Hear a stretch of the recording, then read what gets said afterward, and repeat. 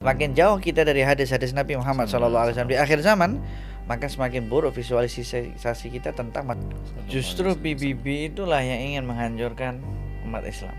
Sebab itu kata Rasulullah, tatada'al akalatu tatada'a alaikumul umam. Peristiwa Palestina ini, nak mendapatkan Palestina itu bukan mudah. Dari yang Rasulullah SAW menyebutkan tentang Palestina itu, Fathu Baitul Maqdis, pentaklukan Baitul Maqdis, yang orang semua tahu, duduk tahunya hanya Palestina ini dengan mudah diserahkan oleh Sayyidina Umar. Macam itu aja kuncinya. Tak banyak peperangan semuanya tujuannya ke Palestina. Mulai dari Nabi diutus. Baitul Maqdis itu termasuk tempat yang diharamkan oleh Allah untuk Dajjal. Yang kita tahu Dajjal tak akan masuk mana? Mekah dan Madinah. Itu yang famous. Yang orang-orang awam pun tahu. Tapi ada riwayat mengatakan tak, ada 4, ada 2 lagi, 4 totalnya. Yang satu Baitul Maqdis. Sebab itu nanti ketika Imam Mahdi dikepung, akan ada perjanjian damai antara Korang dengan kaum kuning, orang-orang Rom. Tapi kalau orang yang suka komentar, suka nak tengok geopolitik macam mana, nanti perang terjadi macam mana, ini perkembangan zaman, perubahan, ada teknologi, ada AI, itu semua perlu ada fikih tahawulat, dan fikih tahawulat ada dalam syariat. Tetapi di dalam ilmu fikih tahawulat, perang itu hanya terjadi antara muslim dengan kafir. Kalau peperangan yang terjadi antara muslim dengan muslim, itu namanya fitnah. Perang-perang yang lain, perang digital, perang ekonomi, itu pemicu untuk perang sebenarnya malhamah. Bismillahirrahmanirrahim. Alhamdulillahirabbil alamin. Hamdan yuwafi ni'amahu wa yukafi mazidah. Ya rabbana lakal hamdu kama yanbaghi li jalali wajhikal azim sultanik. Allahumma salli wa sallim ala sayyidina Muhammad wa ala sayyidina Muhammad. Alhamdulillah, segala puji hanya milik Allah. Di saat yang berbahagia ini, kita sekali lagi berkumpul di dalam Fitan, iaitu channel kita sendiri yang membawa episod yang ke-11, insya-Allah Habib. Insya-Allah. Yang membahaskan tentang ilmu fiqh tahawulat, yang ilmu didasarkan kepada guru kita Al-Habib Abu Bakar Al-Adni Al-Masyhur. Dan pada hari ini saya ditemani oleh Hashimi, yang akan membantu saya pada hari ini. Dan tanpa melengahkan masa, kita akan terus ke dalam topik kita pada hari ini, Habib. Sedikit recap, sedikit ulang kaji. Pada episod yang lama, kita dah masuk ke dalam topik yang dipanggil Al-Ashrat. Ini tentang pemahaman fenomena alam semesta, yang terbahagi kepada 3, yang telah Habib bahaskan secara detail dan mendalam, dan banyak penggunaan istilah-istilah yang perlu kita hafal, yang perlu kita hadam dan fahami betul-betul. Antaranya yang Habib syarahkan adalah al-ashrat istibaqiyah, al-ashrat istiqraiyah, dan al-ashrat istiqlaliyah. Ini yang telah berlaku, yang akan berlaku, dan yang berlaku semasa hayatnya baginda Nabi SAW. Dan insya-Allah hari ini kita akan masuk subtopik yang seterusnya, iaitu Al-Malahim. Ini yang menyebutkan tentang peperangan. Jadi insya-Allah daripada ini saya serahkan kepada Habib untuk mulakan perbahasan pada hari ini. Bismillah. Alhamdulillah, wassalatu wassalamu ala Rasulillah wa ala alihi wasahbihi wa ala amma ba'd. Alhamdulillah, kita sambung kembali pembahasan tentang konsep ilmu fikih tahawulat, masuk di dalam penjelasan tentang ilmu-ilmunya yang 5. Ini sampai pada ilmu yang ke-4. Ilmu yang ke-4 yang berkaitan tentang fiqhu asyratis sa'ah wal malahim. Al-asyrat al-kauniyah wal malahim. Artinya tanda-tanda alam semesta, fenomena alam semesta. Artinya fenomena alam semesta di sini yang jelas-jelas tak ada ikut campur tangan manusia. Betul-betul memang daripada Allah Subhanahu wa taala, dan itu di luar kebiasaan manusia yang ada. Itu yang disebut asyrat kauniyah. Dan kenapa asyrat kauniyah itu digabungkan dengan al-malahim? Kenapa fenomena alam semesta ini digabungkan dengan peperangan di akhir zaman? Apa kaitannya? antara fenomena perubahan alam semesta ini dengan peperangan yang akan terjadi. Dia nampak seakan-akan zahirnya itu macam tak kena. Ini alam semesta fenomena dia, kemudian dengan peperangan. Okey. Yang satu tanpa ada ikut campur manusia, yang satu memang manusia langsung yang ikut campur di situ. Sebab itu dimasukkan di sini di dalam kitabnya Fiqhu al-Asyrat al-Kauniyah wal Malahim. Fiqh tentang fenomena alam perubahan alam semesta dan peperangan al-Malahim. Nah, asyrat kauniyahnya sudah pernah kita jelaskan macam mana Allah Subhanahu wa taala akan memberikan tanda-tanda yang jelas, dan kita telah bagi tahu bahwasanya tanda-tanda itu semuanya nampak, artinya semua manusia nampak dengan mata kepala mereka sendiri, mereka nampak, dan kemudian kejadian itu tidak berlangsung lama. Kejadian asyrat kauniyah ini, perubahan fenomena alam semesta ini, ketika terjadi dia tidak akan terjadi lama. Nah, kemudian baru selepas itu masuk yang namanya al-malahim. Malahim ini jamak daripada malhamah. Malhamah ini sekarang ramai orang-orang, para penulis ketika berbicara tentang perang yang terjadi selain daripada Armageddon, dia akan sebut tentang malhamah. Ada buku-buku di kedai populer itu, Malhamah Kubro, tajuk dia. Jadi yang bercerita tentang perang. Nah, perang ini ada kaitannya untuk kita sebagai umatnya Nabi Muhammad SAW dan juga Rasulullah SAW. Ada kaitannya. Namanya malhamah. Satu peperangan disebut sebagai malhamah. Banyak peperangan jamaknya disebut sebagai malahim. Dan Rasulullah SAW salah satu daripada namanya ialah Nabiul Malahim. Oh, salah satu namanya pertama kali Anda dengar. Sebab apa nama? Nabiul Malahim. Nabiul Malahim. Nabi-nabi sebelum ni Tak ada. oh, tak ada. Tak ada. Gelarannya di situ. Nabi Muhammad saja yang ada. Nabi Muhammad saja yang namanya Nabiul Malahim. Dan Rasulullah SAW sendiri yang bagi tahu namanya tersebut. Jadi Sayyidina Hudzaifah ibn Yaman, sahabat Nabi Muhammad SAW yang paling pakar di dalam ilmu fikih tahawulat, ketika jalan tengah-tengah jalan di bandar Madinah, jumpa dengan Rasulullah. Kemudian Rasulullah bagi tahu kepada Sayyidina Hudzaifah, sebutkan nama-namanya. Ana Muhammad wa ana Ahmad wa ana al-Muqaffi wa ana Nabiyut Taubah wa ana Nabiyul Malahim. Maksudnya secara zahir Nabi peperangan. Nabi peperangan. Oh. Kenapa disebut Baik. Nabiul Malahim?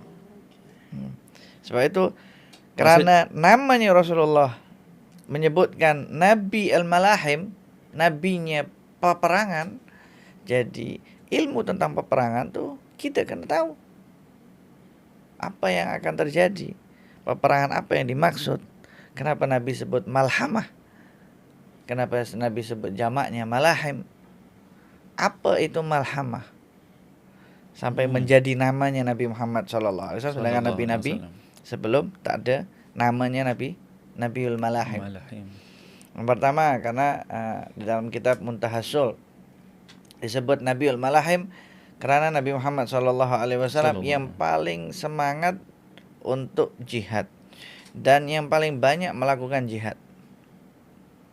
Sebab itu peperangannya Rasulullah ada 27 ghazwah. Belum lagi yang lainnya. Masa hidupnya Nabi Muhammad SAW. Kemudian umatnya ialah umat yang paling banyak berperang. Zaman Sayyidina Abu Bakar peperangan, zaman Sayyidina Umar menaklukkan dan lain sebagainya, melawan Parsi, melawan Romawi, banyak, lebih banyak daripada nabi-nabi sebelumnya. Sebab itu Rasulullah namanya Nabiul Malahim. Masyaallah. Nabi yang pemimpin peperangan. Jadi kita nak kena tahu apa konsep perang di dalam Islam itu tadi. Kalau kita tak tahu, nanti dipakai oleh orang-orang orientalis barat yang mengatakan bahwasanya Islam masuk ini dengan pedang dan lain sebagainya. Kekerasan, kekejaman. Pakai kekerasan, kekejaman. Sebab mereka tak mengerti. Justru Nabi yang mengatakan, aku Nabiul Malahim. Aku nabinya Malahim. Aku nabi pemimpin peperangan-peperangan. Jadi artinya Nabi sudah sebut peperangan yang sedang terjadi Dan yang akan terjadi semua yang disebut. Semua peperangan yang disebut oleh Nabi Muhammad SAW, kalau kita ikut betul-betul seperti apa yang Nabi sebut, maka seakan-akan Nabi hadir di situ. Sebab undang-undangnya, caranya, jalan keluarnya itu daripada Rasulullah SAW. Jadi yang paling selamat di situ. Sebab Nabi mengatakan Nabiul Malahim. Ini gelaran yang secara zahirnya nampak berat, sebab sekarang ni orang faham perang dengan bom, dengan kekejaman, dengan pengambilan nyawa, tetapi untuk digelarkan kepada seorang nabi yang rahmatan lil alamin, itu suatu macam ada kontradiksi dekat situ, macam yang kita rasa takkan Nabi Muhammad mengajak untuk jihad, mengajak untuk perang. Adakah disiplin tertentu yang tersendiri yang Rasulullah bawa berperang, caranya begini, caranya macam ni, caranya macam itu? Bagaimana, Habib? Sebab itu waktu Rasulullah sebut tentang namanya, Nabi sebut ana nabiyut taubah, ana nabiyur rahmah wa nabiyul malahim. Sebelumnya ada nabiyut taubah, nabi yang selalu bertaubat, nabi rahmat, wa ma arsalnaka illa rahmatan lil alamin. Baru nabiyul malahim, nabi pemimpin perang-perang. Dan kalau kita nak tengok fakta sejarahnya, daripada semua peperangan yang dihadiri oleh Nabi Muhammad SAW, jumlah mangsanya itu tidak lebih daripada angka 2000. Daripada 27 peperangan? Daripada itu semua. Coba bandingkan dengan perang dunia yang pertama, ada berapa mangsanya? Perang dunia kedua ada berapa mangsanya? Belum lagi peperangan dan lain sebagainya, Uni Sovietnya, perang Teluknya, perang macam-macam peperangan. Ada berapa jumlah peperangan itu tadi? Mangsanya. Dan siapa yang berperang di situ? Antar mana? Muslim dengan Muslim, atau Muslim dengan orang kafir, atau kafir sendiri dengan orang kafir sendiri. Tengok macam mana. Sebab itulah ketika di dunia ini ada banyak peperangan, maka Allah utus Rasulullah sebagai nabi terbaik, nabi akhir zaman. Maka Rasulullah akan memberikan undang-undang, regulation tentang peperangan yang terbaik ini seperti apa. Sebab kalau tak ada undang-undang yang disampaikan oleh Rasulullah SAW, nanti masing-masing merasa pakai undang-undang yang paling kuat, dia yang paling menguasai. Sebab itu mereka punya konsep kan di negeri barat, orang yang punya kekuatan dia boleh corruption. Tapi orang yang punya kekuasaan mutlak, confirm dia corruption. Itu kaedahnya mereka.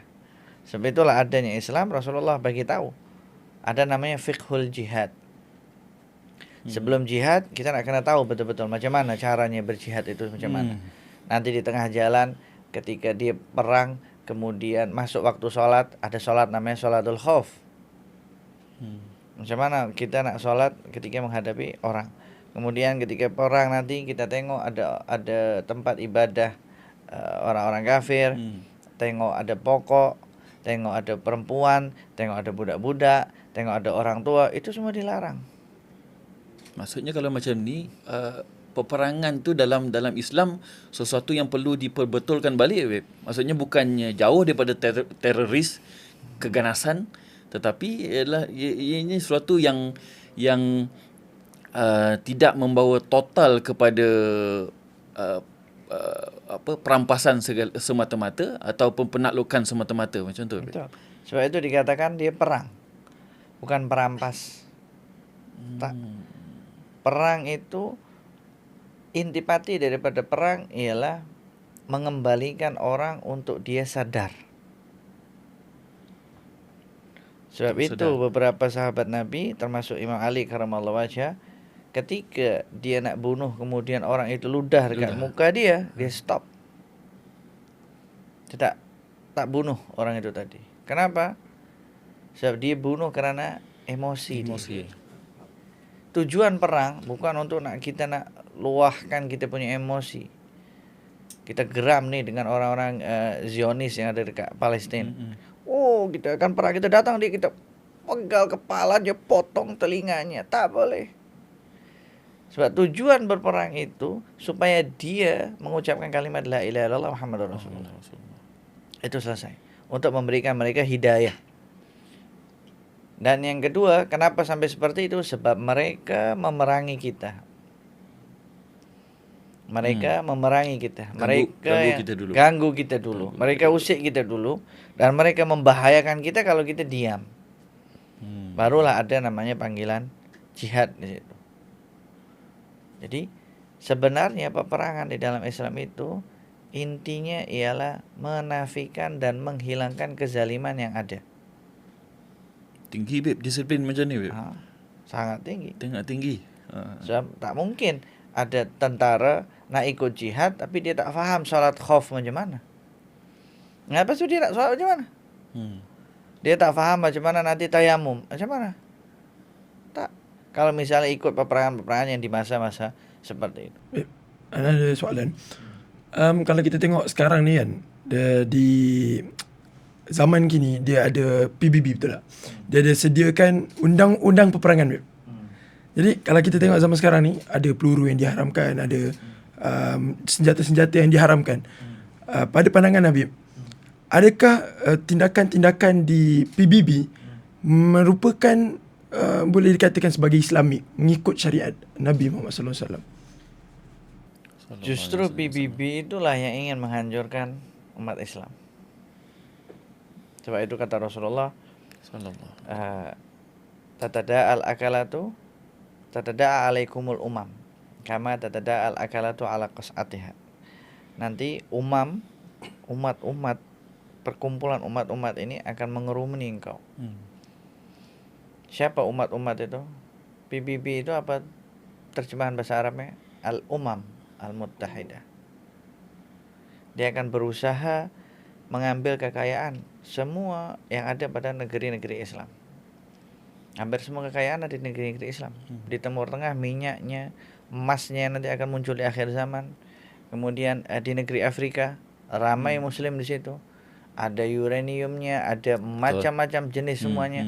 Tengok sampai sekarang semua identik yang namanya Afrika itu negara miskin. Betul. Padahal siapa yang mengerumuni itu? Semua orang-orang Europe. France-nya dengan British-nya, dia berusaha, dia menjajah itu semua. Dan tak boleh kebangkitan ada di negeri Afrika. Maksudnya PBB ini adalah sebahagian daripada naratif akhir zaman. Yes. Termasuk zaman globalisasi. Tapi nanti orang cakap, Beb, sekarang ni zaman moden. Kita nak bunuh satu peluru, bunuh segala-galanya. Kalau kita balik kepada disiplin perang yang Rasulullah sebut, pokok kena jaga, anak-anak kena jaga, orang tua kena jaga. Ibaratnya kena macam tu, kena pergi duduk diam-diam tembak seorang, bunuh seorang. Ni kanak-kanak tak boleh. Jadi bagaimana? Sekarang ni punya masa sekarang bom satu tempat selesai. Sebab itu peperangan zaman dahulu yang ikut di padang peperangan itulah yang dilawan. Yang di luar itu tak boleh. Sekarang ni tak ada, diikut. Sekarang tak ada.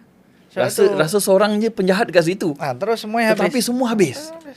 Sebab tu ada senjata-senjata yang dibuat tu semua. Dengan pakai yang ini diharamkan, yang ini tak diharamkan. Lah, yang buat senjata siapa? Siapa? Yang mengharamkan undang-undang pun yang sama.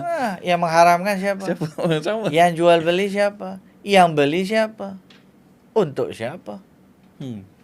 Dulu zaman perangnya Rasulullah hantar beberapa sahabat Nabi untuk belajar macam mana cara membuat senjata sampai dia buat production sendiri. Masuk di perang. Jadi tak bergantung dengan orang lain. Bila kalau zaman perang Rasulullah, umat muslimin dengan kufar. Kumpul yang ni berperang, ini berperang. Sekarang ni kan tak ada. Ini menyorok sana, ini menyorok sini. Dia agak-agak aja. Okey, tak apa, kita hantar peluru sana. Oh, dia tak ada. Tapi ramai mati kat sana. Sebab itu namanya bukan perang, itu namanya pembantaian. Ya, sebab kalau dulu kan Nabi perang contoh dekat Uhud. Okey, semua perang kat Uhud saja. Dia tak pergi ke Madinah. Tapi sekarang ni kita tengok negara-negara yang menyerang, contoh macam Rusia dengan Ukraine. Dia serang bandar dia. Semua kena. Semua kena. Yang orang-orang sivil dia kena tak? Semua kena. Yang tak berdosa, yang tak bersalah, yang tak kena mengena, tak tahu langsung. Betul. Kena ke tak kena? Kena Dalam Islam tak boleh. Tak boleh. Yang ada di situ je yang di situ. Dah. Sampai seketat itu. Itu peperangannya Islam. Nanti orang cakap macam mana, sampai bila Palestin nak menang macam tu, Beb? Sampai bila Palestin nak menang? Peristiwa Palestin ini nak mendapatkan Palestina itu bukan mudah. Dari yang Rasulullah Shallallahu Alaihi Wasallam menyebutkan tentang Palestina itu Fathu Baitul Maqdis, pentaklukan Baitul Maqdis, yang orang semua tahu, duduk tahunya hanya Palestina ini dengan mudah diserahkan oleh Sayyidina Umar, macam itu aja kuncinya. Tak, banyak peperangan semuanya tujuannya ke Palestina. Mulai dari Nabi diutus. Sebab semua para nabi di Baitul Maqdis, kecuali siapa? Rasulullah di Mekah. Sebab itu Rasulullah semua arahannya selepas hijrah semuanya ke Baitul Maqdis. Sebab itu ada perang Mu'tah, pas ada peperangan yang selanjutnya. Ada perang Yarmouk. Semua diarah-arah ke arah Syam. Itu semua dengan tujuannya untuk mentaklukkan Baitul Maqdis. Jadi nak ambil Palestina itu, Baitul Maqdis itu bukan mudah. Sampai Rasulullah meninggal, baru Sayyidina Umar kan, di zaman Sayyidina Umar. Prosesnya lama. Sebab ada banyak orang-orang Yahudi di situ. Nah, kalau sekarang orang semua nak selesaikan dengan cepat, coba tengok dalam fikih tahawalat dikaitkan, selalu mengkaitkan. Rasulullah selalu kaitkan antara peperangan Baitul Maqdis dengan peperangan di akhir zaman, dengan peperangan melawan Rom, dengan peperangan melawan Dajjal. Ada kaitannya, dikaitkan sama Rasulullah di awal dan di akhir. Suatu Rasulullah suka mengkaitkan. Jadi yang tak tahu sejarah ini, dia rasa macam, kenapa tak semua aja langsung bantai orang-orang Yahudi di situ? Tidak semudah seperti itu. Dia tak semudah seperti itu. Sebab itu pernah sahabat Nabi Muhammad SAW yang bernama Auf bin Malik, ketika perang Tabuk, dipanggil oleh Rasulullah SAW. Wahai Auf, sini masuk. Rasulullah ada kemah kecil. Kemah itu kecil. Jadi Sayyidina Auf itu dia pikir, oke, aku nak masuk kepala sahaja atau semuanya Rasulullah? Sebab kemahnya kecil. So Sayyidina Auf pikir, oke, kalau Rasulullah hanya bagi amaran saja, cukuplah masuk kepala. Oke Rasulullah, engkau perintahkan aku apa? Hanya kepalaku saja yang masuk, badan tak perlu masuk. Tapi apa kata Rasulullah? Sini masuk semuanya. Sini masuk. Kalau Sayyidina Auf ini diperintahkan Rasulullah untuk masuk semuanya, arti benda penting yang Rasulullah nak ajarkan. Itu benda penting. Itu pada peperangan Tabuk.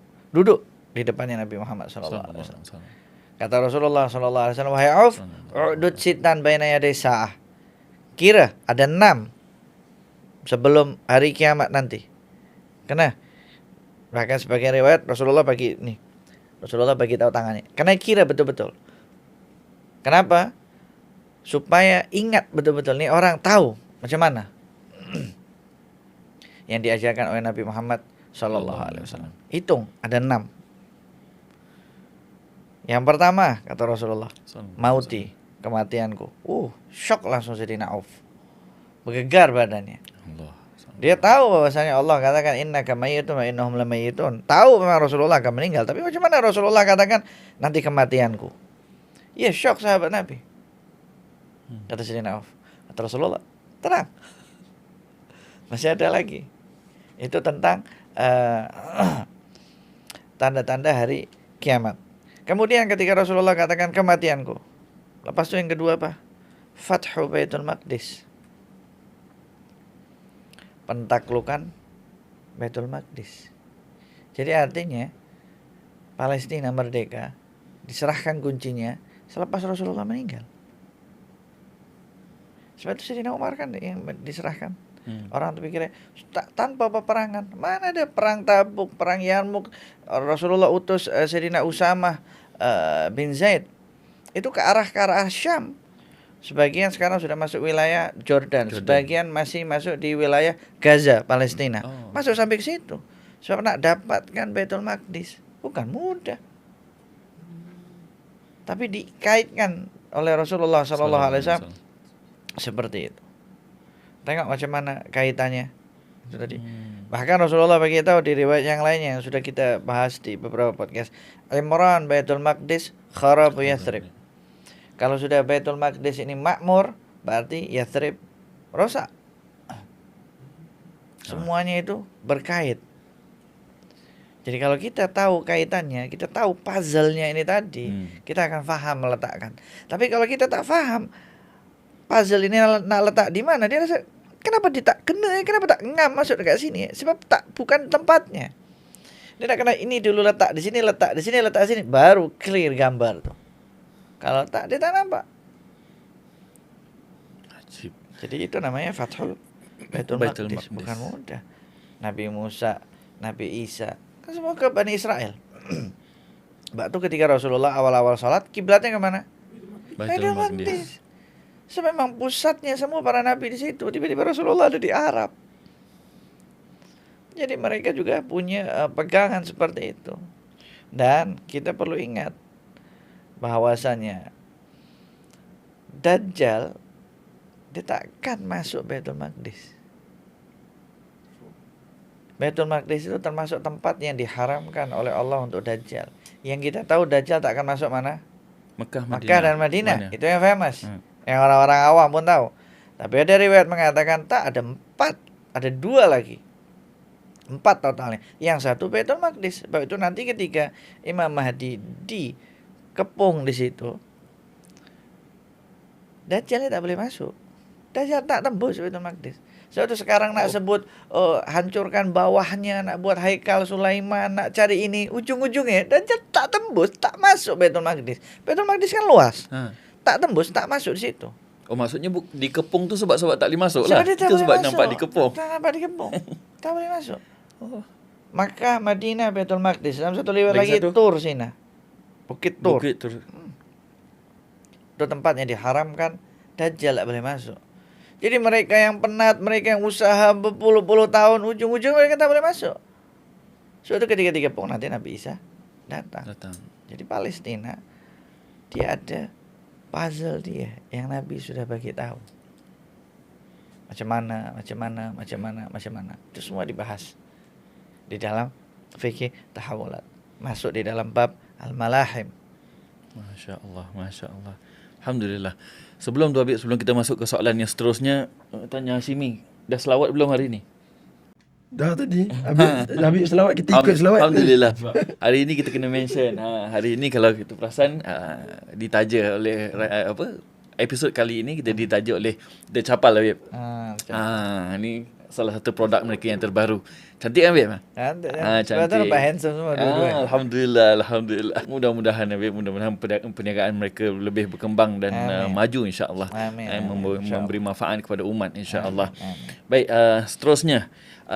Tadi kita ada sebut sebelumnya, Habib, tentang Al-Ashrat yang membahaskan tentang perkara yang dah berlaku, akan berlaku, dan juga semasa hayatnya baginda Nabi SAW. Jadi di dalam topik yang terbaru ni tentang peperangan ni, adakah kita akan membahas juga perkara-perkara yang sama? Maksudnya perkara yang selesai, dah habis berlaku, dan yang akan datang, dan semasa hayatnya baginda Nabi SAW. Nah, untuk Malahim ini, babul Malahim, dia tentang peperangan-peperangan, malhamah. Di dalam kitab-kitab yang ditulis oleh Dr. Abu Bakar Masyurin tadi, memang secara spesifik dia punya Malahim itu tidak disebutkan istiqra'iyah, istibaqiyah, atau istidlaliyah. Tetapi salah satu daripada murid beliau, Dr. Umar Baghus, beliau punya ijtihad, dan ijtihad itu makbul, mengatakan bahwasanya Al-Malahim ini juga masuk di dalam 3 kaidah itu tadi, 3 konsep itu tadi. Jadi ada malhamah istiqra'iyah yang lepas, ada malhamah istidlaliyah di masanya Rasulullah, ada malhamah istibaqiyah yang akan terjadi nanti. Mungkin Habib boleh huraikan tentang yang telah terjadi dan yang telah terjadi. Kita tengok macam mana Allah sebutkan di dalam Al-Quran tentang peristiwa perang antara Jalut dan Talut. Itu juga malhamah, peperangan. Artinya ketika kita nak tahu peperangan itu termasuk daripada malhamah, kita masuk ke dalam definisi daripada malhamah. Malhamah ini secara bahasa ialah peperangan yang terjadi yang mangsanya sangat banyak. Artinya korbannya itu sangat banyak. Orang yang mati di situ sangat banyak. Jadi kedua belah pihak. Dan perangnya betul-betul sangat kuat. Kuat. Itu yang disebut sebagai malhamah. Dari kata laham. Malhamah itu. Laham itu artinya daging. Jadi sampai berjumpa antara daging dengan daging. Allah. Sampai boleh dikatakan juga sampai daging itu juga berserakan. Karena banyaknya mangsa yang terjadi mati. So itu disebut sebagai malhamah. Bahkan di beberapa negeri Arab, kedai-kedai kambing, kedai-kedai potong lembu, daging kambing, itu nama kedainya malhamah. Tempat jual daging. Sebab banyak daging yang dipotong-potong di situ. Banyak mangsa kan di situ. Itu disebut sebagai Boleh buka kedai daging ke sini kita letak malhamah. malhamah. Jadi namanya malhamah. Secara bahasa seperti itu. Secara bahasa ialah peperangan yang terjadi sangat kuat sehingga memiliki mangsa yang sangat banyak. Betul-betul banyak. Baik. Itu secara bahasa.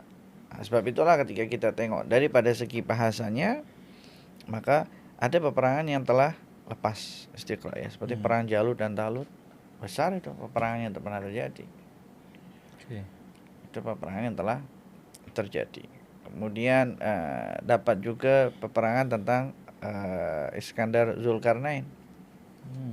Itu juga termasuk pernah terjadi peperangan yang besar yang luar biasa. Itu kan peperangan yang diceritakan oleh Allah Subhanahu wa taala di dalam Al-Qur'an. Itu.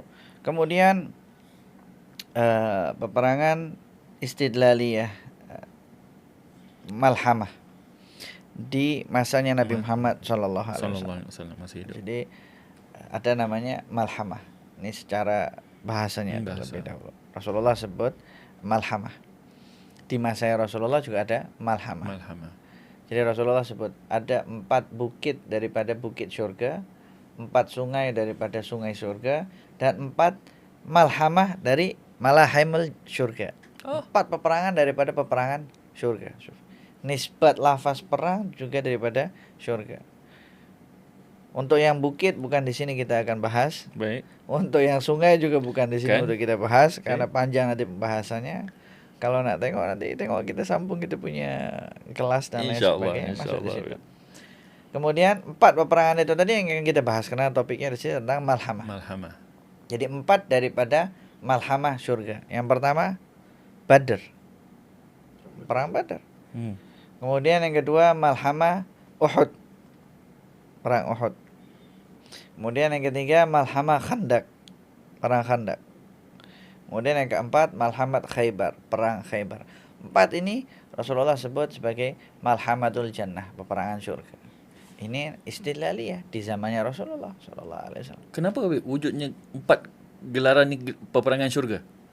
Karena Rasulullah sebut peperangan yang istimewa dan semuanya diceritakan di dalam Al-Qur'an. Badar ada, Uhud ada, Khandaq, Ahzab ada. Maknanya peperangan yang istimewa di masanya Nabi Muhammad sallallahu alaihi wasallam. Itu untuk malhamah pada istidlaliyah. Pada masa malahimul istidlaliyah. Kemudian istibaqiyah. Banyak istibaqiyah. Luar biasa banyaknya. Macam peperangan Jamal, Nabi sudah sebut. Perang Khawarij, Nahrawan juga disebut. Kemudian banyak betul peperangan yang akan terjadi. Futuhat, pentaklukan oleh para sahabat Nabi kepada negeri-negeri yang lain ketika jadi khulafa, itu juga disebut. Pentaklukan Konstantinopel disebut oleh Nabi Muhammad sallallahu alaihi wasallam. So itu kata Rasulullah nanti akan jatuh 2 bandar. Bandar Konstantinopel dan bandar Rom. Kemudian sahabat tanya, ya Rasulullah, mana satu yang lebih dahulu dia takluk? Kata Rasulullah, Bilad Herakl, negerinya Heraklius, Konstantinopel. Dan bila takluk? Pada masanya Turki Utsmani. Turki Utsmani. Yang Rom ini belum. Yang Rom ini belum sampai sekarang. Rom ni merujuk kepada sekarang ni negara apa? Orang ke? Ini Rom pembahasannya panjang. Sebab kalau kita tengok dalam buku sejarah, dia katakan bahawa kerajaan Rom ni dah tumbang, weh. Tapi sebenarnya belum. Tak. Itu nak sebut tu. Sama ada Rom ni negara ataupun masyarakat ataupun bangsa ataupun Sebab yang tumbang habis itu Parsi. Parsi. Itu di riwayatnya disebutkan kalau Parsi habis, kalau Parsi tumbang, tidak akan ada lagi Parsi. Habis total. Tapi kalau Rom tumbang, dia akan muncul lagi Rom yang lain. Tumbang lagi, dia akan muncul lagi yang lain. Sampai peperangan Rom yang terakhir. Itu termasuk namanya Malham. Kalau yang dalam surah Rom tu, Ghulibatir Rum, macam mana pula, weh? Ghulibatir Rum, ayat itu turun ketika Rasulullah di Mekah.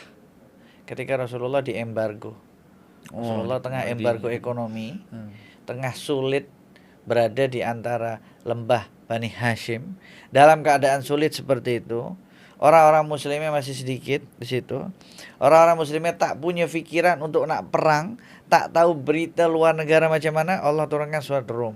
Alif Lam. Ghulibatir Rum. Jadi maknanya Rom itu akan kalah.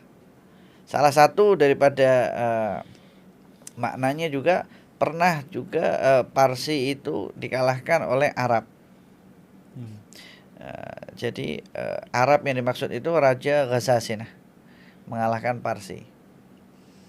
Nah, waktu Arab itu mengalahkan Parsi, Rasulullah juga bahagia. Kemenangan pertama Arab. Bahkan dalam satu riwayat Rasulullah mengatakan wabi nusiru, karena akulah dan dengan akulah mereka itu ditolong. Itu kalau tak silap di awal-awal kenabian, di awal-awal Rasulullah umur 40. Itu. Jadi maknanya ada peperangan-peperangan yang terjadi itu. Nah, Rom itu generasi, bangsa, itu dibahas semua dalam fikih tahawulat. Kalau kita bahas kat sini panjang, weh. Kita nak bahas malah itu. Sebab jadi boleh kita kaitkan, Habib, maksudnya formula ataupun tips apa yang akan berlaku akan datang peperangan tu, bolehkah kita kembalikan dia, kita merujuk kepada ilmu fiqh tahawulat itu sendiri, Habib? Memang ilmu fikih tahawulat lah yang akan bagi kita maps untuk sampai ke sana. Tadi masih ingat ceritanya Sayyidina Auf bin Malik. Betul. Yang Rasulullah bagi 6 itu tadi. Bagi masuk kemah. Bagi masuk kemah itu. Yang pertama apa? Kematianku. Kemudian yang kedua Fathu Baitul Maqdis. Kemudian yang ketiga summa mautan ya'khudhu fikum ka qu'asil ghanam. Akan ada kematian yang luar biasa membuat orang semua mati sama-sama. Kemudian ada istifadatul mal, maknanya harta semakin melimpah. Kemudian fitnah yang terjadi, semuanya kena. Yang keenam, hudnah bainakum wa baina banil asfar. Akan ada perjanjian damai antara korang dengan kaum kuning, orang-orang Rom. Orang kuning, Habib? Nabi sebut Banil Asfar. Di dalam riwayatnya lagi, nanti yang ikut perang di situ lagi Bani Ishaq 70.000 orang. Orang-orang kita, kalau kita bahasa mudahnya orang sini sebut Mak Saleh lah. Ikut 70.000 Bani Ishaq. Jadi orang-orang kulitnya seperti itu ikut perang. Artinya ketika ikut perang, sudah Islam sudah sampai sana dan banyak nanti akan muslimin di sana. Nah, Sayyidina Auf bin Malik ini ketika masa Ta'un Amwas, pada zaman selepas Rasulullah sudah meninggal, Baitul Maqdis sudah takluk zaman Sayyidina Umar, ada namanya Ta'un Amwas. Ta'un Amwas ini yang menyerang Syam ketika itu. Banyak sahabat Nabi yang meninggal, termasuk Sayyidina Mu'adz bin Jabal. Nah, kemudian Sayyidina Auf ini tanya kepada Sayyidina Mu'adz. Nah, Sayyidina Mu'adz ini dapat gelar daripada Rasulullah a'lamukum bil halal wal haram, yang paling pandai ilmu halal haram. Sayyidina Mu'adz bin Jabal. Sayyidina Auf menyampaikan apa yang beliau dengar daripada Nabi Muhammad SAW. Sayyidina Mu'adz mengatakan apa? Sudah berlaku 3. Yang ni daripada 6 ni. Daripada 6. Sisa 3. 3. Sudah berlaku 3. Apa yang sudah berlaku 3? Kematian Rasulullah, pentaklukan Baitul Baitul Maqdis, Maqdis. kemudian kematian yang Mati luar biasa. menghabiskan semua. Perang. Itu penyakit taun itu. Oh, ini penyakit taun. Disitulah Sayyidina Mu'adz juga meninggal. Kemudian bagi 3 lagi kan? Harta yang melimpah. Fahamnya Sayyidina Mu'adz bin Jabal lebih dahsyat. Sayyidina Mu'adz bagi tahu Sayyidina Auf bin Malik. Jarak antara 3 ini dengan 3 yang selanjutnya mudah. Ada masa yang panjang di situ. Masanya panjang. Masanya panjang. Coba tengok dia dari zamannya Ta'un Amwas sampai sekarang terus ini 1000 tahun kurang lebih 1100 1000-an lah kurang lebih. Tengok Sayyidina Mu'adz bin Jabal faham tak fikih tahawulat? Sudah faham. Dia ada jaraknya antara 3 ini dengan 3 yang lain. Karena dikatakan istifadhatul mal itu termasuk nanti zaman Imam Mahdi. Yalah, yang jumpa dengan Rasulullah Sayyidina Auf, bukan Sayyidina Mu'adz.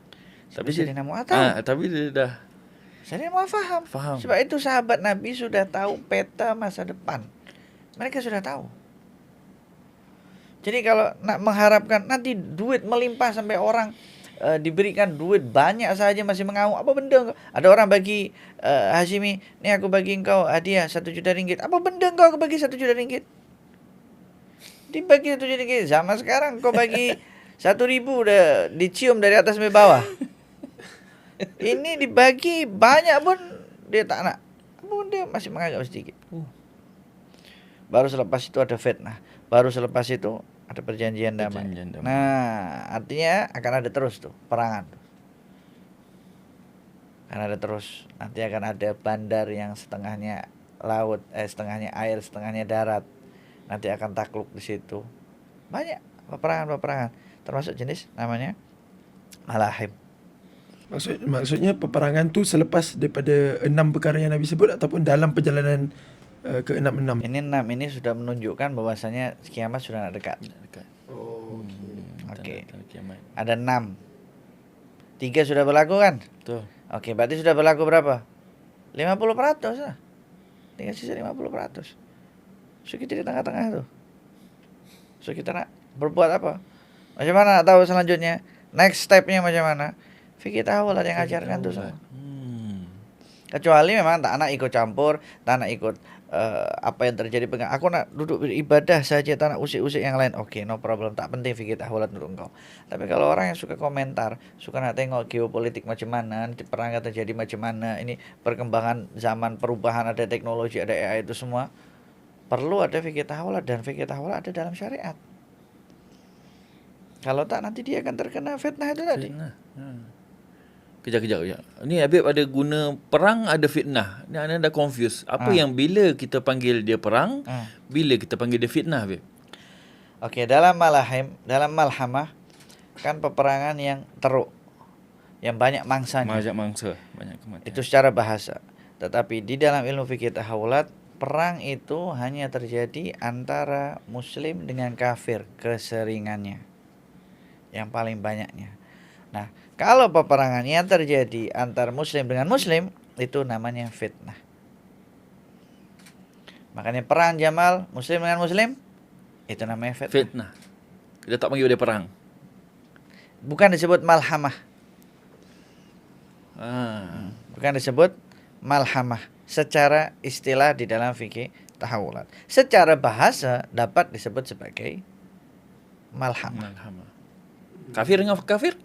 Kafir dengan kafir secara bahasa dapat disebut sebagai malhamah. Tapi secara istilah tak. Istilah kebanyakan itu malhamah antara orang muslim dengan orang kafir. Makanya nanti ketika muslim berperang dengan orang Yahudi di akhir nanti itulah disebut sebagai malhamah. Sebelumnya ada peperangan. Sebab itu istilah di dalam fikih tahawulat menyatakan bahwasanya malhamah ialah peperangan antara muslim dan kafir. Kebanyakannya seperti itu. Kebanyakannya seperti itu. Muslim dan kafir. Muslim dan kafir. Adakah perang yang dimaksudkan dalam semua rujukan-rujukan untuk fake tahawulat ni bermaksudkan perang yang menumpahkan darah ataupun ada melibatkan fizikal, ataupun perang ini juga ada maksud di sebalik fizikal, maksudnya macam perang ekonomi ke, perang digital ke, macam tu Habib? Peperangan yang dimaksudkan dengan malahim di sini betul-betul dia punya mangsa manusia, nyawa orang.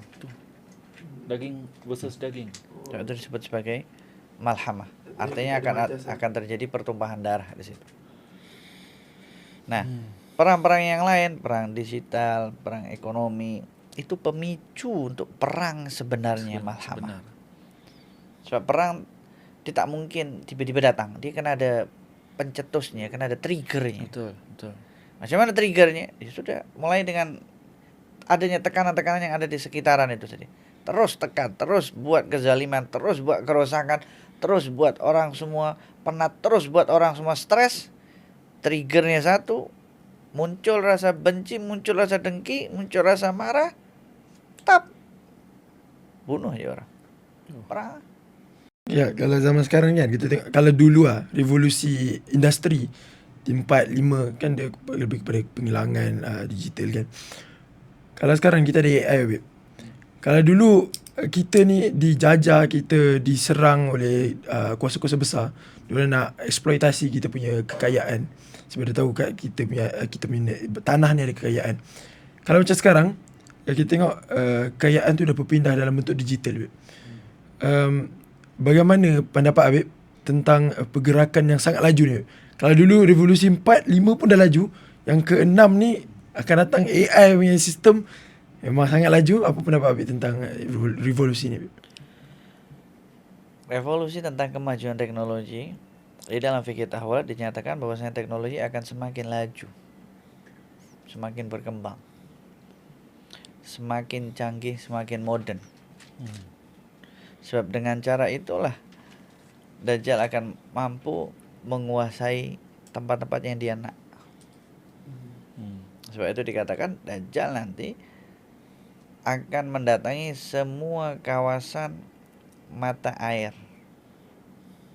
Mata air. Dia sudah punya map mata air yang ada di dunia. Oh, Di mana saja tempat mata air, tempat mata air, tempat mata air. Karena dalam fikih tahawulat sekarang kita berada di masa fase Perang air. istinfar. Kita berada pada masa perang air dan emas.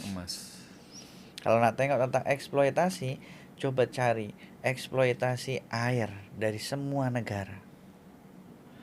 Ente akan dapatkan berita yang membuat takjub dan syok. Macam mana orang-orang mengeksploitasi air hanya untuk kepentingan syarikat dia. Air yang jernih, air yang indah, air yang pure diambil dan masyarakatnya dibagi air limbah, air, dan semua syarikat-syarikat yang naik semuanya pakai atas nama apa? Syarikat apa? Syarikat air. Air. Sekarang makin banyak jenama Habib. Makin banyak jenama. Sebab semakin berjaya kan? Air kan? Masuk perang air dan emas. Masuk. Memang dah disebutkan Nabi. Dalam fikih tahawulat semuanya ada. Jadi kalau kita nak tengok daripada mana puncanya, coba tengok nanti. Kemana arahnya itu tadi. Terus seperti itu. Air. So, nanti sampai kering sungai Furat. Air. Baru akan terjadi pertumpahan darah di situ. Itu juga disebut malhamah, padahal sesama muslim. Itu satu-satunya pertumpahan darah yang 99% dia mati kalau masuk situ. Kenapa sesama muslim Habib? Karena malhamah secara bahasa. Karena banyaknya pertumpahan darah di situ disebut malhamah. Sepatutnya yang lebih spesifik. Kalau dalam fikih tahawulat itu fitnah. Maksudnya fitnah muslim dengan muslim. Ya. Kenapa bangsa lain, agama lain tak berebut emas tu? Dia tak disebutkan bangsa lain, disebut semuanya datang ke sana. Tapi, kenapa kita guna fitnah bukan perang? Karena sungai Furat ada di kawasan mana? Arab. Kawasan muslim. Muslim. Jadi nanti yang berebut pertama kali siapa? Ya orang kawasan situ. Orang paling dekat lah.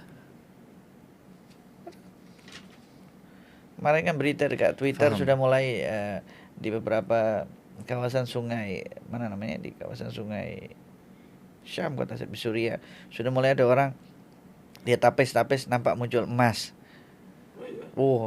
Ramai semua beritanya. Lepas itu ada berita lagi yang mengatakan, tak, ini bukan emas, tapi ini sisa-sisa iron yang warna dia kuning. So apa besi. sebab masyarakat tak faham, sebab dikira itu emas. Walhasil sudah mulai orang duduk mencari di situ kan. Orang sudah mulai seperti itu. Dulu kalau kita perasan, kalau kita beli emas sampai sekarang, kalau beli emas dia kena simpan kan. Betul. Sekarang lagi beli emas dengan dia punya Casing. paper casing dia. Kita beli, kita tak sentuh pun emasnya. Kan, kita beli, kita simpan aja dengan casing. Betul.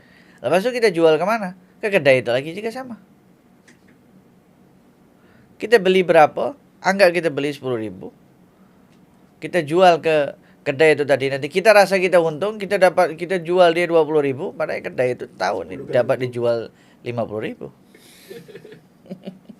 Kita beli emas, kita tak sentuh emas. Yelah, dia selalu promote untuk pajak ke dia balik, bukan pada orang lain.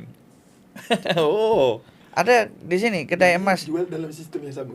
Ada tak di sini kedai-kedai emas yang saya beli semua bentuk emas yang dah rosak ke, yang tak ada sertifikat ke, yang koyak dia punya covernya, saya terima sini beli. Pernah dengar?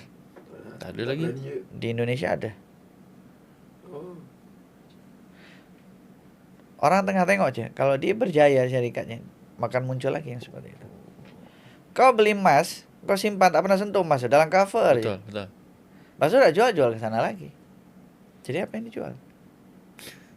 Soal kita dalam keadaan perang, kita ini bukan dalam keadaan aman. Emas dengan air. Tengok macam mana syarikat-syarikat mengeksploitasi emas, mengeksploitasi air. Sampai terpaksa air itu daripada najis-najisnya difilter. Osmosis. Kan? Adakah air tu dia memang semata-mata yang dimaksudkan dalam fiqh tahawulat tu adalah air itu yang jernih, ataupun ada dimaksudkan dengan minyak? Air itu sumber kehidupan manusia, dan air itu semua manusia punya hak di air. Jadi ada mata air yang keluar, masyarakat sekitar yang punya hak di situ. Jangan yang lain juga boleh ambil untuk minum di situ. Sebab air bukan ciptaan manusia. Betul. Air ciptaan Allah. Allah. Minyak, emas, uranium, semua hasil pertambangan bumi itu disebut sama Rasulullah. Sallallahu alaihi wasallam. Siapa mereka? Siapa yang usik-usik di situ? Siapa yang pegang kontrolnya? Siapa yang mengeksploitasi? Siapa yang memonopoli? Semua disebut. Rasulullah dah sebut dah. Rasulullah sebut, dan itu dibahas dalam fikih tahawul. Jadi kalau kita nak tahu penjahat-penjahat yang ada di dunia, kita tengok fikih tahawul. Sebab confirm Rasulullah yang bagi tahu, ini penjahat. Ini orang jahat, ini orang yang nak merosak, ini orang yang nak menghancurkan. Tadi kita dah sebut pas perang, lepas tu kita dah sebut air. Jadinya kita balik pada awal-awal tadi, Habib dah sebut malahim dan juga sunnatul kauniyah. Bagaimana tu, Habib? Kita nak kaitkan dia. Kita nak kaitkan dulu. Sebab kita akan kaitkan itu nanti di akhir. Kita belum selesai lagi topik yang tadi, soalannya Azhar. Kenapa malahim itu diletakkan di dalam bab asyrat kauniyah? Itu kita letak di akhir. Jadi supaya orang nanti tengok daripada awal, dia faham. Dia akan ikut macam silabus sedikit mengerti. Nah, kita kembali lagi tentang malhamah itu tadi. Kemudian yang telah terjadi. Pernah suatu ketika Sayyidina Masruq tabi'in, itu muridnya Sayyidah Aisyah radhiyallahu taala anha. Suatu ketika Sayyidah Aisyah ini bermimpi dan menceritakan kepada muridnya Sayyidina Masruq. Aku bermimpi aku berada di suatu tempat kawasan yang tinggi, dan di sekitaran aku itu ada lembu-lembu yang disembelih. Akhirnya apa itu ya? Kata muridnya Sayyidina Masruq mengatakan, wahai Sayyidah Aisyah, idza sadaqatir ru'yaki satakunu haulakil malhamah. Kalau mimpi yang kau ceritakan ini benar-benar terjadi di dalam mimpimu, maka engkau akan berada di tengah-tengah malhamah. Lafaznya disebut apa?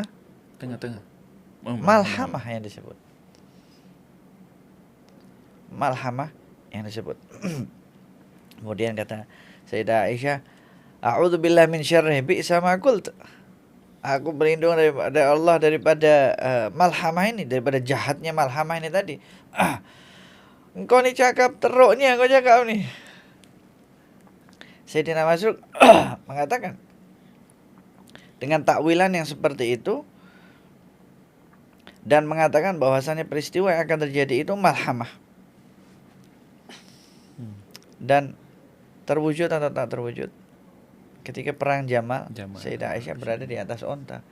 Sekelilingnya semua saling membunuh. Terjadi fitnah. Secara istilah dalam fikih tahawulat, tapi secara bahasa diartikan sebagai malhamah.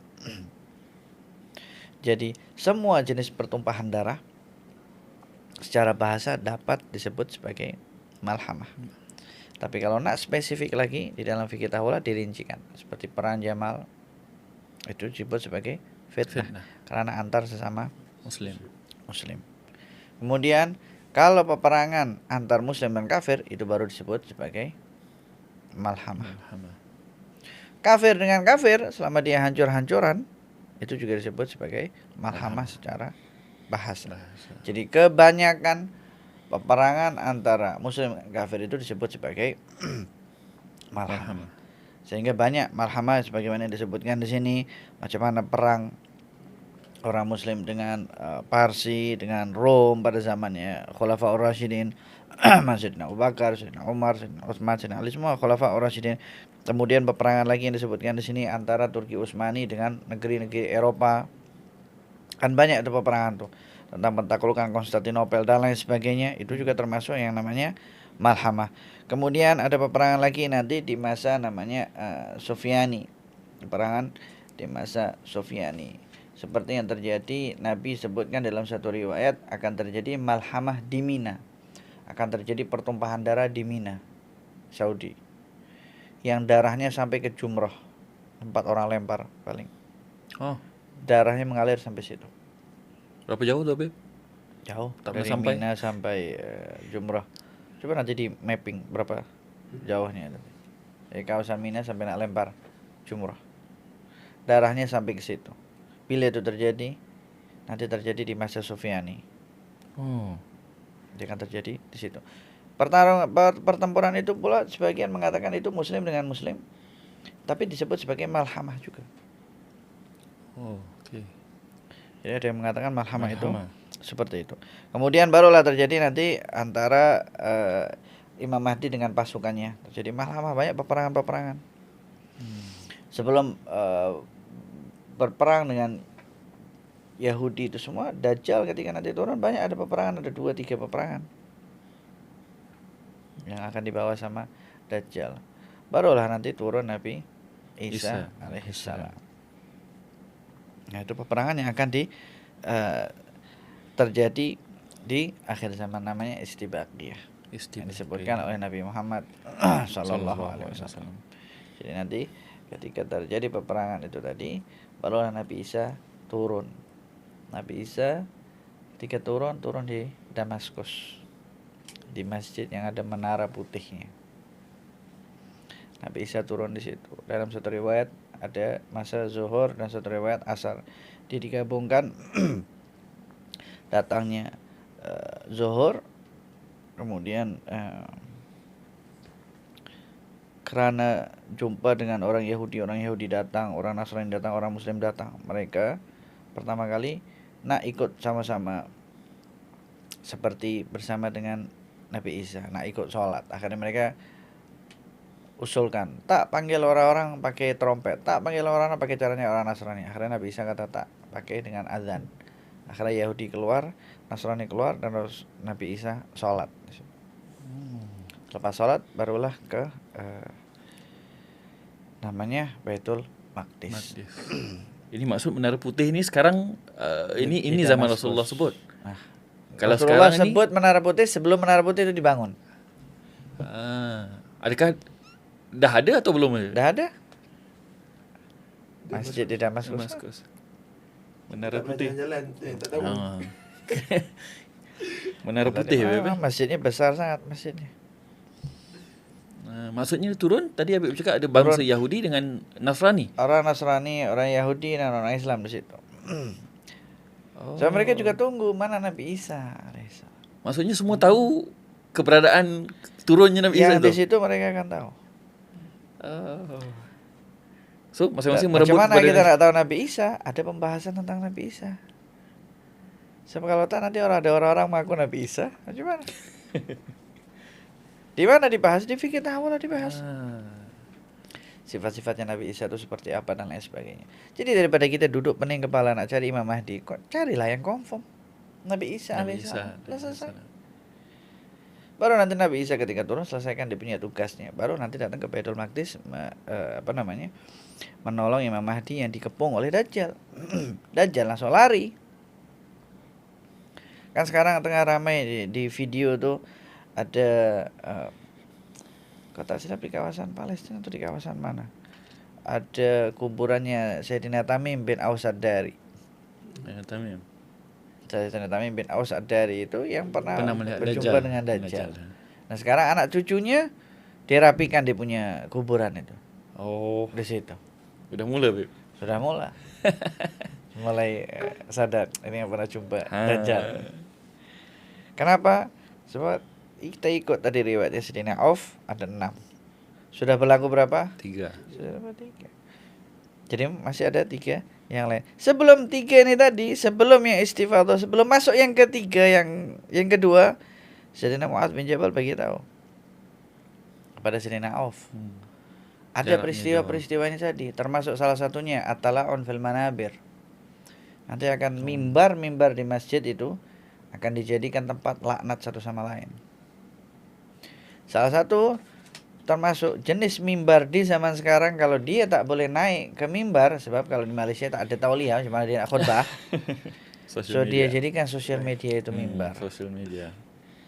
Dia duduk podcast tapi isinya semua duduk ghibah orang, maki orang, ngumpat orang, melaknat orang.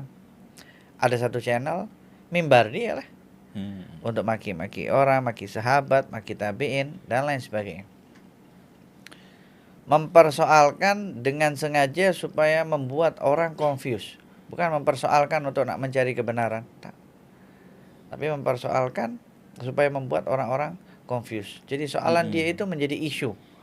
Isu itu yang akan membuat orang semua confused. Itu sudah. Dia famous, Beb. Dia famous. Sebab orang dia famous, orang confused. Sebab orang suka dengar dosa kan. Orang suka dengar dosa. Orang lebih suka dengar orang mengumpat orang lebih suka dengar orang menghina orang daripada dengar apa yang Nabi sebut. Padahal kalau kita tengok di dalam kitab ini tadi, dahsyatnya luar biasa. Nabi sudah beritahu supaya peperangan akan terjadi. Aku ni Nabiul Malahim. Aku ni Nabinya peperangan. Kalau ada peperangan terjadi, aku ni rahmat. Aku nak jaga engkau orang. Orang jangan ikut. Nanti sungai Furat jangan pergi ke sana. Tapi orang nanti semua pergi ke sana. Coba bayangkan secara logik. Ada orang bagi tahu, oke Hashimi, engkau jangan invest di sini. Tak, aku nak invest juga. Jangan. Kalau engkau invest di syarikat ini, 99% engkau rugi. Tapi Hashimi tetap juga nak invest. Orang akan cakap apa? Sama macam itu kejadian. Di situ nanti emas banyak, penuh, macam bukit. Akan ada tekanan sosial daripada masyarakat sekitaran. Istri akan cakap, kau kenapa duduk menganggur? Pergilah sana, pergi dekat sana Sungai Furat sana, ambil emas. Ambil emas. Dengan transport ke sana nanti semakin mudah. Kan sekarang semakin sudah buka kan, syarikat-syarikat pergi ke Irak, pergi ke kawasan sana, Lebanon sudah mulai dibuka universitinya, banyak beasiswanya. Kemudian di Syria sekarang airport daripada mana-mana syarikat-syarikat penerbangan sudah masuk di Damaskus, sudah mulai mudah akses ke sana. Jadi ketika nanti itu peristiwa itu terjadi, artinya kenapa orang sampai seperti itu, keadaan ekonomi akan semakin teruk. Jadi ingat, ketika Imam Mahdi keluar, ketika Imam Mahdi declare untuk ikut jihad, bumi ini penuh dengan kezaliman. So dia datang memenuhi bumi dengan keadilan sebagaimana sebelumnya penuh dengan kezaliman. So kezaliman akan penuh di mana-mana, isinya semua orang zalim. Pemimpinnya boleh zalim, pemimpin rumah tangga zalim, pemimpin masyarakat zalim, pemimpin agamanya zalim, semuanya masuk zalim, penuh di mana-mana. Tapi bukan berarti ketika ada kegelapan semua tak ada cahaya, tak ada cahayanya. Tapi cahaya dalam fikih tahawulat untuk memberitahu itu namanya khuwaisah. Ambil orang yang nak dengar nasihat engkau, nak dengar maps yang Nabi sudah bagi tahu, itu yang dijaga. Yang tak nak dengar, bukan kau punya kepala. Wada angka amral awam, isu-isu sosial yang tidak ambil berat di dalam urusan agamamu, tak penting untuk urusan dirimu, jangan diambil berat. Sebab itu tak perlu dalam handphone install akhbar, ada 10 jenis akhbar. Satu news 9 lah, yang satu TV entah 10 TV, tak perlu. Yang paling simpel, mudah, cukup install yang penting-penting, baca yang penting-penting. Sudah. Jadi kalau di YouTube jangan subscribe banyak-banyak, cukup subscribe Vita aja sudah. Makin relevan Habib, makin relevan maksudnya untuk zaman sekarang ni. Dan tentang ilmu yang dibahas juga, fiqh tahawulat pun kita pun moto kita, kita melihat masa depan yang pasti daripada mata kaca syar'i, daripada apa yang dibahas oleh Rasulullah sendiri dan apa yang Allah maklumkan di dalam Al-Quran. Itu solusi terhebat, terbaik untuk sekarang ini. Sebab sekarang ni orang boleh dikatakan tercari-cari, tertunggu-tunggu, panik pun dia macam-macam kan. Dan saya rasa untuk kita mengajak orang ramai untuk stop sebentar dan tengok kepada ilmu fiqh tahawulat yang dibahaskan, insya-Allah ada solusi dekat situ dan confirm ada solusi di situ. Bagaimana Habib?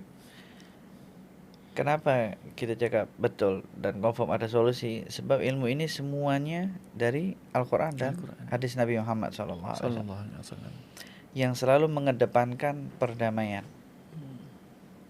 yang selalu mengedepankan keharmonian, yang selalu mengedepankan ketenangan, kenyamanan, keselesaan.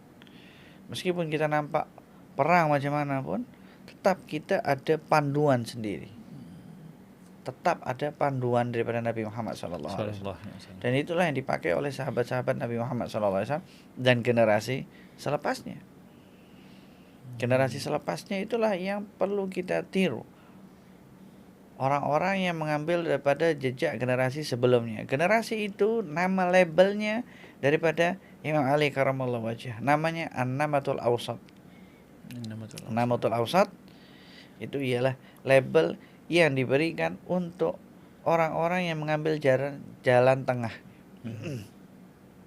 Yalhaqu bihimut tali, dia akan selalu ikuti jejak langkah sebelumnya. Wa yarji'u ilaihimul ghali, orang yang ekstrim kanan dan kiri pasti akan kembali juga kepada orang ini tadi. Itu pentingnya kita mempelajari fikih tahawulat untuk berusaha masuk di dalam yang itu tadi, supaya kita tak terjadi konflik antar sesama muslim, tak terjadi konflik antar non muslim tapi kita melanggar hak-hak mereka semua, tak terjadi konflik antara kita juga dengan alam semesta. Jangan berusaha nak merosakkan alam semesta. Jangan berusaha nak membom nuklir langit dengan alasan nak tembus ke langit dan lain sebagainya. Bumi masih luas, masih banyak tanah-tanah yang kosong. Tapi tanah itu nampak sempit karena keserakahan dan kerakusan dan tamaknya manusia-manusia yang memiliki seperti itu. Satu orang punya rumah 1 eka, 1000 eka, 2000 eka. Dia pening nak sapu je, nak mop tuh pening kepala dia. Macam mana? Tapi rakus tamak yang membuat dia semakin, ini sikit je, 2000 eka, 10.000 eka, kecil je, masih tak cukup lagi, masih nak ini dan lain sebagainya. Manusia tak akan pernah cukup kecuali kalau dia punya rumah 1,5 meter di dalam tanah, kubur dia. So itulah Cukup. ketika kita nak tengok masa depan, paling senang tengok dengan apa yang disebut oleh Nabi Muhammad SAW. Sallallahu alaihi wasallam. Selepas pastinya kita mempelajari Islam, mempelajari rukun Islam, mempelajari iman, rukun iman, mempelajari ihsan, Ihsan. baru masuk dalam fikih tahawulat. Supaya kita mengerti hadis-hadis fitnah itu ada di dalam fikih tahawulat. Sebab penting juga Habib, sebab keadaan di luar sana adalah apa yang kita sebut apa? Sunnatul mawaqif. Ya. Sudut pandang yang betul Habib. Sebab kita lalui macam-macam harian kan.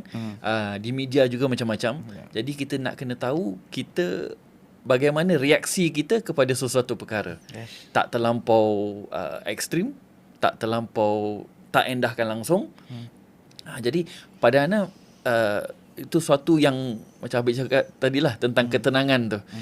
Dan pada Ana Rasulullah dah bagi tahu kita umatnya sampai yaumul qiyamah. Dan mustahil Rasulullah tinggalkan kita macam tu sahaja. Betul. Tanpa bimbingan, tanpa tunjuk ajar, tanpa tips-tips yang diajar untuk Rasulullah untuk umatnya selamat untuk bertemu dengan dia di akhirat nanti. Betul. Allahu Sebab Akbar. itu Allah ciptakan malaikat-malaikat yang khas punya 2 kerja. 1, dia pusing-pusing di bumi untuk cari siapa yang sholawat kepada Nabi Muhammad. Sallallahu. Yang kedua, kerja dia sampaikan sholawat itu kepada Nabi Muhammad SAW. Jadi ada malaikat yang khas sampai seperti itu. Untuk apa? Untuk rabat, mengikat antara umatnya dengan Nabi Muhammad. Macam tadi, diikat semuanya, masa lalu dengan masa depan. Nabi sebut kematianku. Dan Nabi sebut tentang perang yang akan terjadi di akhir zaman. Dan Nabi ingatkan berkait antara perang dengan bangsa Rom di akhir zaman dengan penaklukan Baitul Maqdis. Ada kaitannya di situ. Ada kena-mengena di situ. Ada ikatan di situ. Dan di antara 3 ikatan itu tadi ada masa, ada jarak di situ. Jarak itu tadi banyak jenis fitnah yang disebut oleh Sayyidina Mu'adz bin Jabal. Termasuk salah satunya itu tadi. Laknat di mimbar di mana-mana. Mimbar sekarang banyak. Online juga mimbar. Artinya semuanya itu dikaitkan oleh Nabi Muhammad SAW kepada kita untuk mengkaitkan. So itu penting bagi kita untuk kita mengkaitkan cerita-cerita Nabi tersebut terdahulu. Seperti namanya istiqra'iyah. Jadi kaidah yang paling penting di dalam fikih tahawulat, kalau engkau tak tahu sejarah dulu seperti apa, engkau tak akan tahu masa depan seperti apa. Sebab semuanya saling terkait. So Allah sebut di dalam Al-Quran, watlu alaihim naba abnai Adam. Ceritakan tentang 2 anak Adam. Qabil dan Habil. Kenapa? Karena di situ ada cerita, salah satu daripada hikmahnya ialah macam mana orang baik dibunuh. Hikmah yang jahatnya, macam mana cara membunuh. Sedangkan dia tak pernah tengok benda apapun. Kalau sekarang kan dia nak bunuh diri, dekat Jepun dia ada buku-buku yang dijual untuk bunuh diri. Dia boleh cari tahu. Orang stres macam mana dia boleh tengok dekat YouTube. Tapi macam mana si Qabil ini tak pernah tengok, tak pernah tahu, masih bau syurga, tiba-tiba boleh membunuh, boleh menumpahkan darah. Siapa yang bagi tahu? Iblis. Iblis bagi tahu dengan apa? Suara. Dia bagi tahu, buat macam ni, buat macam ni, buat macam ni. Jadi apa yang kita dengar boleh terwujud visualisasi di kepala kita. Jadi semakin buruk kita mendengar benda-benda yang buruk, visualisasi kita akan jadi buruk. Semakin jauh kita dari hadis-hadis Nabi Muhammad SAW di akhir zaman, maka semakin buruk visualisasi kita tentang masa depan. Semakin sering kita mendengarkan akhbar-akhbar daripada analisator, kemudian orang-orang yang selalu buat analisis, kemudian bulat yang perkiraan daripada pada non-muslim, yang non-muslim ini semua berlandaskan bukan Al-Quran dan hadis, semuanya agak-agak dan lain sebagainya, yang setiap 25 tahun tukar sistem baru, 50 tahun tukar sistem baru, 15 tahun tukar sistem baru. So kita akan nampak dunia ini stres semuanya. Pening nak pergi kemana nak? Lah duduklah dekat ni lah. Sekarang tak perlu pening. Tengok fikir tahawulat, Nabi dah bagi tahu semuanya apa yang akan terjadi.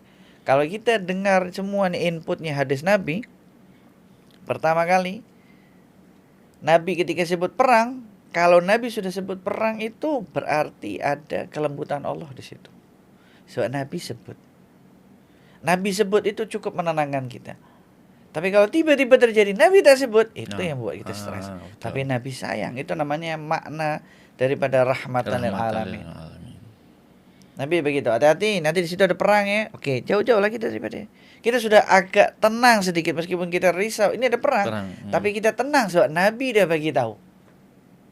Orang zaman sekarang kan kalau Waze dah bagi tahu, di situ ada accident, di situ ada roadblock, di situ ada ini. Mak tenang, lari. Sudah agak lega. Ini Nabi bagi tahu.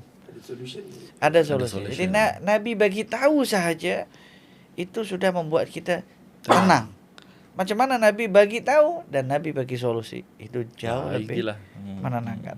Itu hanya dimiliki oleh Nabi Muhammad sallallahu alaihi wasallam. Alhamdulillah.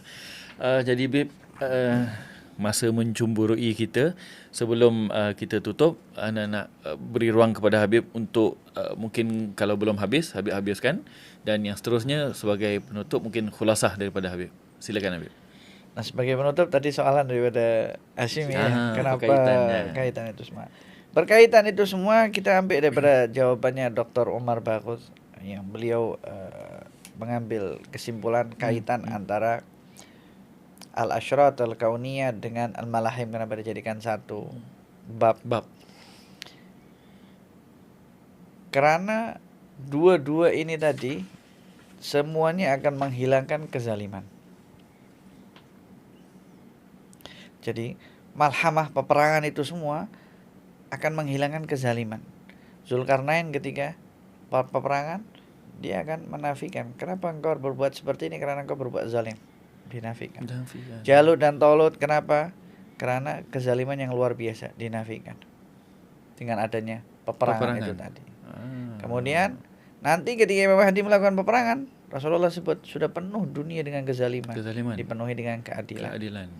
Kemudian kaitannya dengan asyrat kauniyah, suatu ketika setiap Allah berikan tanda-tanda itu karena mereka menentang Allah Subhanahu wa taala. Kalau mereka menentang Allah Subhanahu wa taala, maka Allah akan turunkan azab asyrat kauniyah. Atau biaidina, atau kau saling berperang satu sama lain, ada malhamah di situ yang akan menghilangkan kezaliman itu tadi. Jadi semua tanda-tanda itu kaitannya ialah tentang menghilangkan yang namanya kezaliman. Sebab itulah diletakkan fiqhul al-asyrat al-kauniyah dan malahim. Jadi intinya Islam sangat menentang yang namanya kezaliman. Dimanapun. Karena Islam ialah agama yang penuh dengan rahmat dan kasih sayang. Alhamdulillah. Masya Allah. Puas Habib dengar. Tapi mudah-mudahan apa yang Habib sampaikan pada hari ini dapat memberi manfaat kepada kami berdua dan juga pendengar, dan mudah-mudahan juga dapat melahirkan atau menghidupkan curiosity untuk kami terus belajar, untuk pendengar terus belajar, dan untuk mengetahui apa yang Rasulullah sebut. Sebab ini je solusi, kita tak ada jalan lain. Ini yang solusi yang confirm tak salah, confirm betul, confirm semuanya confirm. Yang ini datangnya daripada Rasulullah sallallahu alaihi wasallam. Alhamdulillah. Dan sebelum Habib tutup dengan doa, kita sekali lagi mengucapkan terima kasih jazakallah khair kepada kita punya sponsor pada hari ini, The Capal. Nama yang makruf di kalangan jemaah, memang semua kenal, dan kita boleh dapatkan hanya original. InsyaAllah desainnya cantik. Ini antara yang terbaru, boleh dapatkan. InsyaAllah sebelum kita tutup, kita terima kasih kepada Hashimi dan juga tutup dengan doa daripada Habib, insyaAllah. Alhamdulillah, amin, wassalatu wassalamu ala rasulillah wa ala alihi wa sahbihi mawala. Allahumma aftah alina alaikum fatal arifin, fakihna wa iyakum fiddin, wa ahdina wa iyakum ila syabai sabil, wa zukna wa iyakum fahman nabiyin, wa hafzal mursalin, wa ilhamal malaikatul muqarrabin, ya Rabbi ya Karim. Allahumma rabbana zalamna anfusana, wa lam taghfir lana wa tarhamna lanakunanna minal khasirin. Allahumma rabbana atina fid dunya hasanah, fil akhirati hasanah, wa qina adzaban nar. Subhana rabbika rabbil izzati amma yasifun, wa salamun alal mursalin, walhamdulillahi rabbil alamin.